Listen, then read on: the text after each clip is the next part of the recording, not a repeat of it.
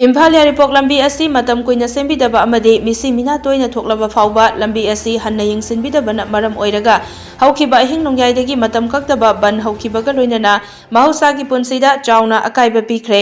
all Kongba road united clubs organisation अमदे मैरापाइबी लुपसिंग याउना चंगसिनखिबा खोंजंग अदु ngasi अंगनबा युक्तगी मसिंग यामलबा बन सौगटपसिंग थोलक्तुना इम्फाल यारिपोक लंबीगी कैराव बित्र खुनौ इरेलबुंग बाजार बामोन कंपु कालिका कोंगबा बाजार अमसुंग स्टेट हाईवे असिगी तोंगान मफमसिंगदा उवासिंग अमदे जीआई पाइपसिंग फैजिनबा याउना टायर मै थादुना लंबी थिंखी बन सौगटपसिंग अदुना लंबीदा लाकपा गारीसिंग अमता चलहनखिदे ममाई लैदुना हलनखी अदुमकबो स्कूल के आंगांसिंग पुबा गारी अमदे इमरजेंसी का मरी लैनबा सिंगदी अदुमक चलहनखी हौजिक फाउबगी ओइना चथरिबा बन असिना मरम ओइरगा पामदबा थौदोकसिंग थोकपगी पाउ लैत्रि पनबा याबदे ngarang nungthil kongbada leiba young guidance club ki sanglenda all kongba road united clubs organization amade tongan ba maira paibi loop singi luchingba sing yauna mifam pangthoktuna lambi asi thingnaba firep lokhibani